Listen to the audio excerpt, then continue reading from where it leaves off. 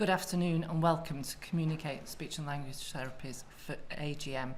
And I'd like to introduce myself first, Tracy Bush, as Chair of Communicate, and pass you over to Caroline to introduce herself. Hello, I'm Caroline Coyne, speech and language therapist, and I'm CEO and founder of Communicate SLT CIC. And I'm Lauren Webster, I'm the finance lead at Communicate. Thank you, Caroline. Okay, the first item on the agenda for the AGM is the previous minutes.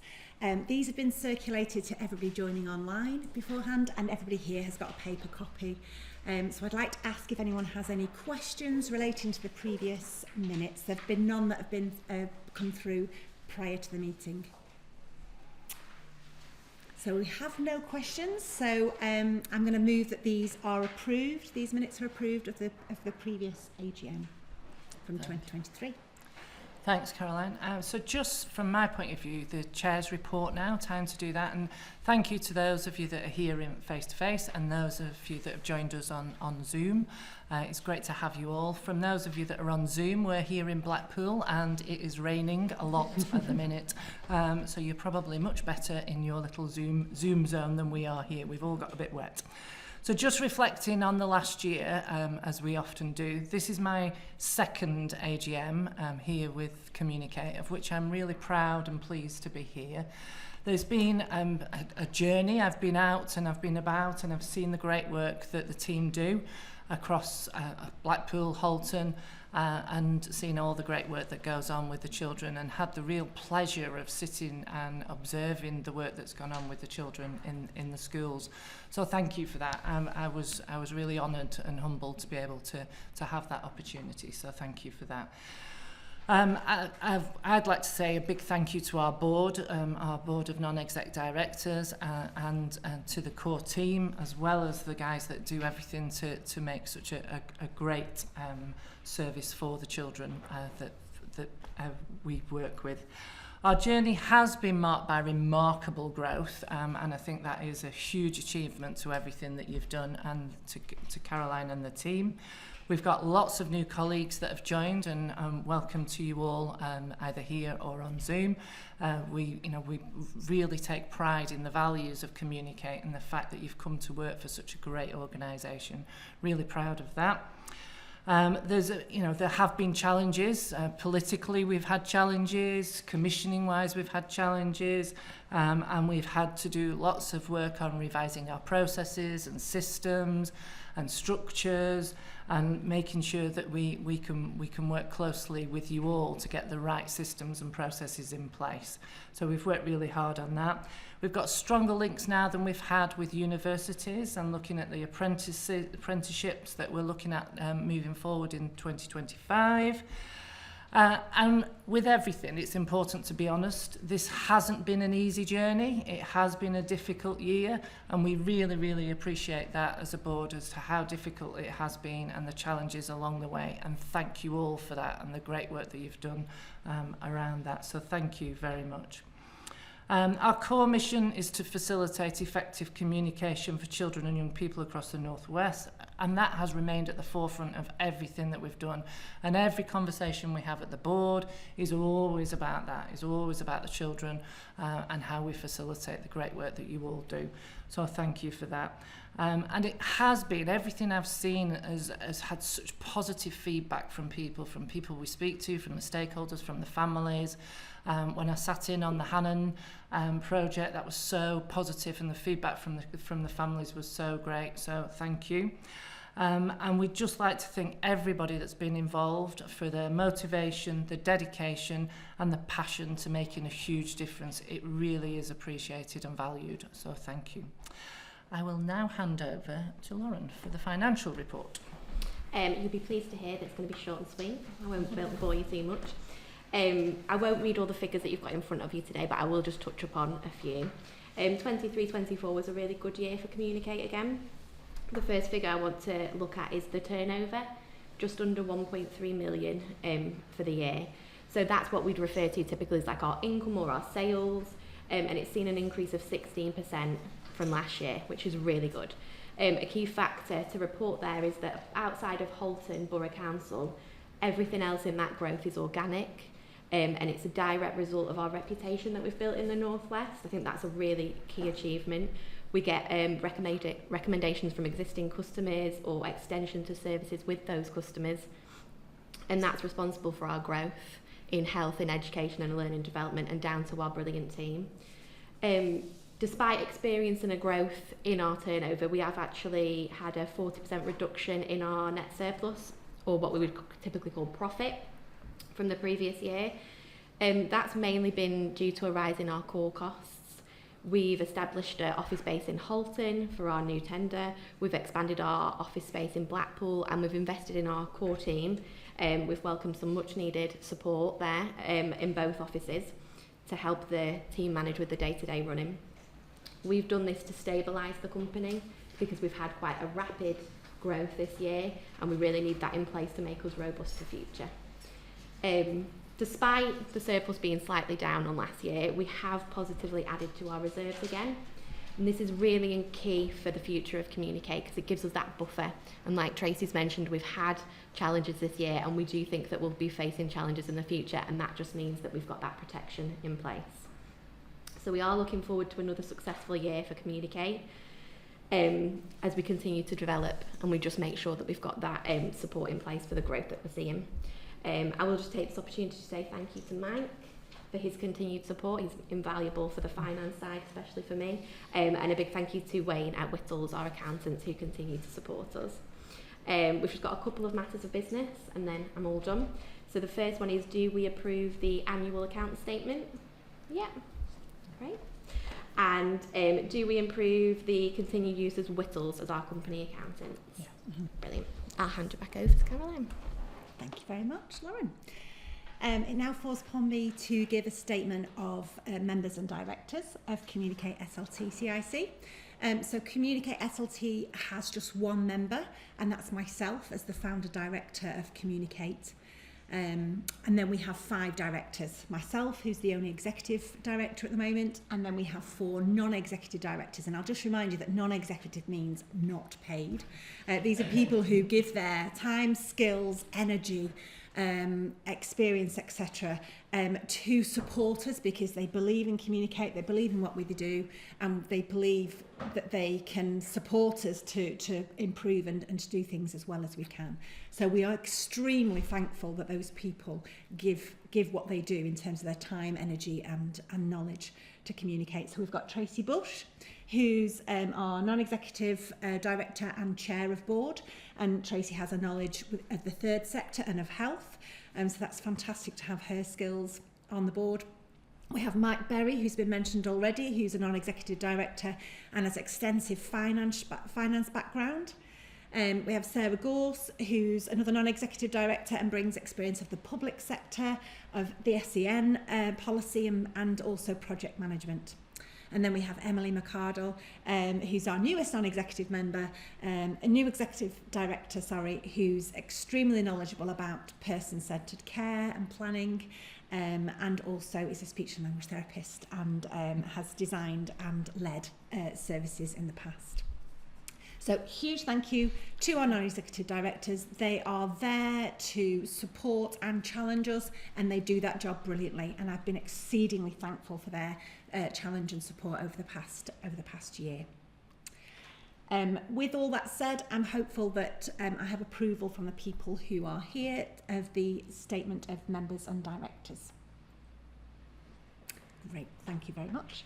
Okay, so now I give my report as CEO and Executive Director.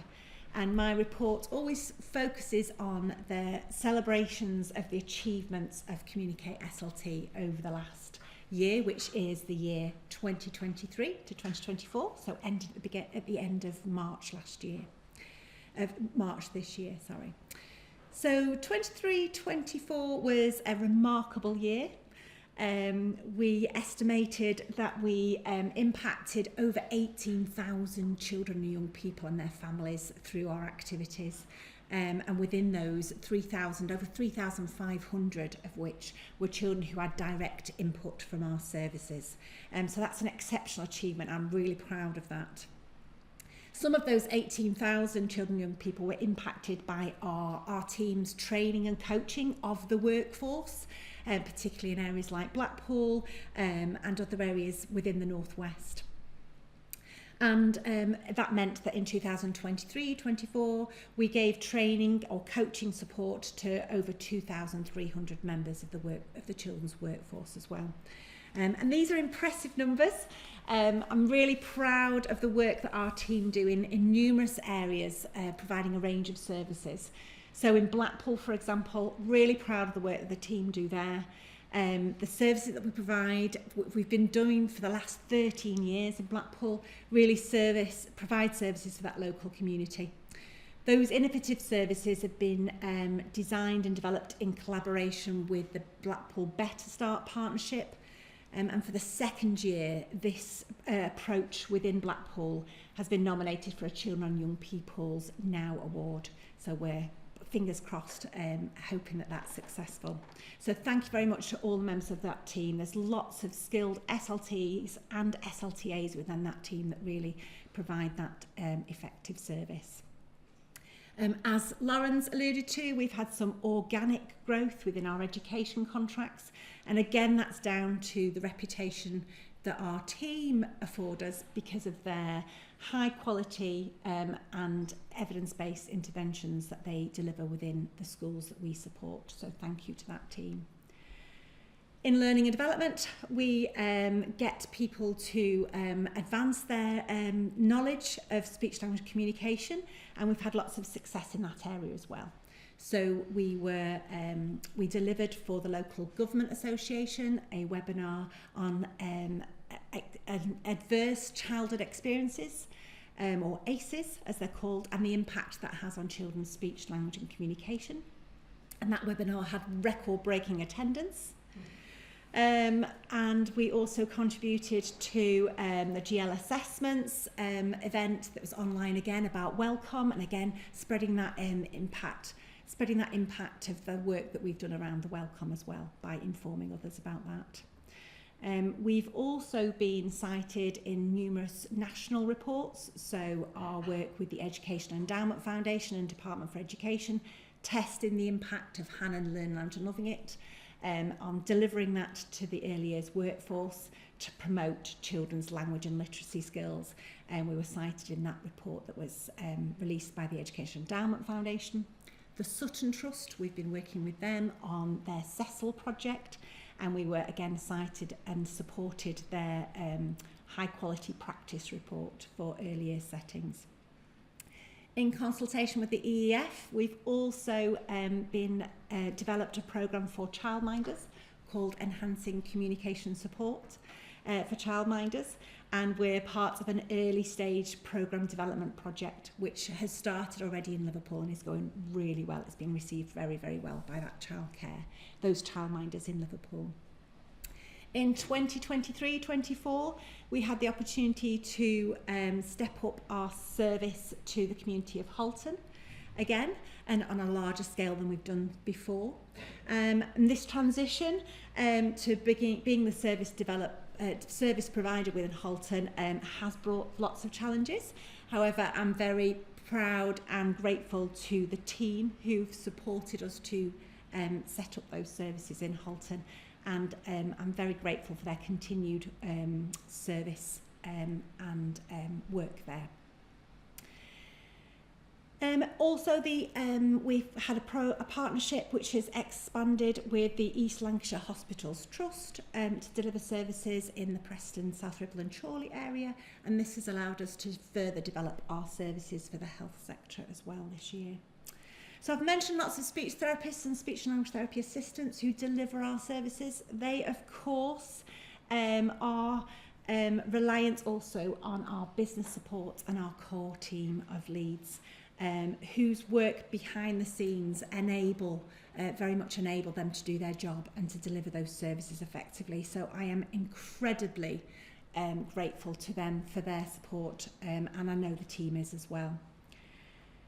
So again, heartfelt thanks to every team member for choosing to work for Communicate, for choosing to apply their energy and their enthusiasm and their skill within our team to support effective communication for all.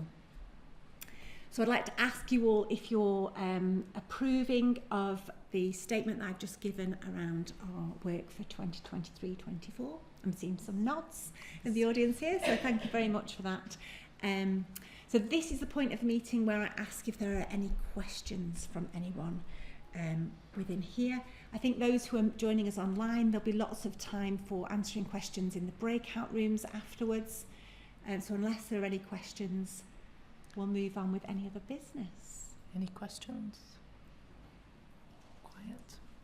Okay. So any other business? For those of the people in the room, we do have a lovely lunch that's going to be provided at 12:45. So please do stay and enjoy that as we try and pick your brains about social value as well. So there's a cost to the lunch. You just have to give us your ideas. For those that are joining us online, please do stay around because, again, we are hoping to pick your brains around social value. And we have members of the team who joined us virtually just to be able to lead you in those conversations afterwards. So please do stay on so you can contribute to those. So I'll just tell you a little bit about what that consultation's about. Typically run companies measure their success on profits, how much money do they make for the shareholders, etc. Community interest companies are not for profit, and so we measure our success on social value.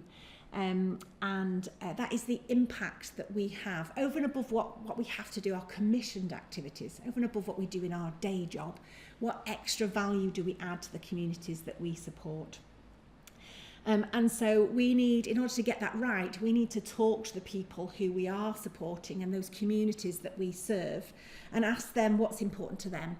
What do they value? What do they want us to add? And what do they want us to apply our energies to? And what matters to them? So that's what we're going to try and pick your brains on, really, to think about what matters to you most, how we can best support an added value. So the people who are joining us online are leads within the conversations online. Will give you a brief overview of what our social value activities been in the last financial year, 23-24, and they'll be asking you your thoughts about how we can proceed in the future and enhance that even further. Okay, Tracy. Thank you. And it just for me to close the meeting now. So a huge thank you for everybody that's attended, either in person or online. Any organisation, and particularly one as great as Communicate, is all about everybody and the stakeholders that are involved and the part that everybody has to play in that. So a huge thank you for your attendance and your continued support. Thank you.